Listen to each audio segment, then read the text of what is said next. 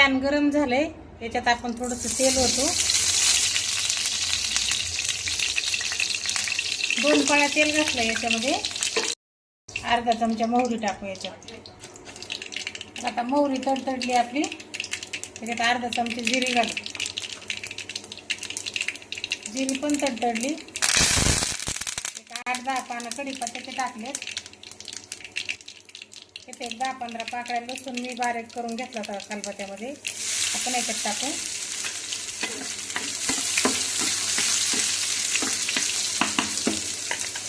एक बारीक कांदा कापून घेतलाय, हा कांदा पण त्याच्यात टाकू.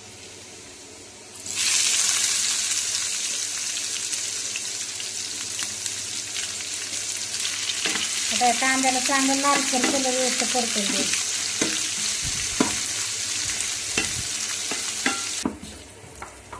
आता आपला कांदा पण परतून झाला. एक टोमॅटो कापून घेतलंय, हे पण याच्यात टाकू.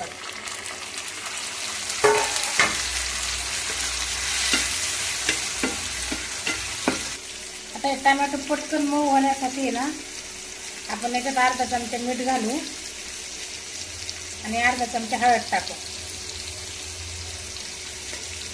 हळदी मिठाने काय होतं, आपलं टोमॅटो लवकर मऊ होतं.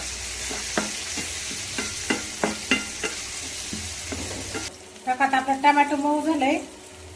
आता याच्या आतमध्ये आपण मसाले घालून घेऊ. 1-1.5 चमचा मी धना पावडर टाकली आणि 1-1.5 चमचा मी काळा मसाला टाकला याच्यामध्ये आणि 1 चमचा बेडगी मिरची पावडर टाकली. आता हे चांगलं मिक्स करून घेऊ.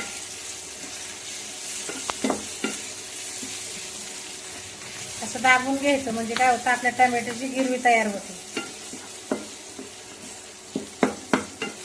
हे बघा, याची छान गिरवी तयार झाली. आता याच्यामध्ये एक आपण कपभर पाणी ओतू. 1 कपभर पाणी ओतलंय. आता याला चांगली उकळी येऊन देऊ ह्या पाण्याला. आता पाण्याला उकळी आली की मी सोयाबीन गरम पाण्यात उकळून घेतली. परत ते पाणी ओतून दुसऱ्या पाण्याने धुवून घेतली, पिळून घेतली. आता ही सोयाबीनच्या वड्या आपण त्याच्यात टाकून घेऊ.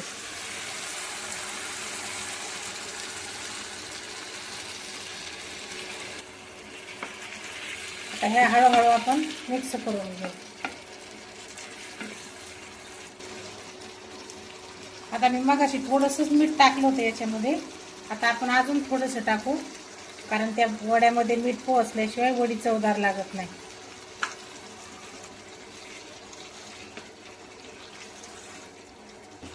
आता ह्या वड्यावर आपण झाकण ठेवू आणि याला लय जास्त नाही, 3च मिनिटं शिजून द्यायची.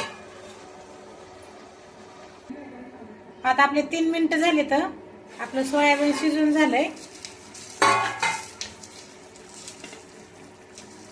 हे बघा, छान शिजलंय. आता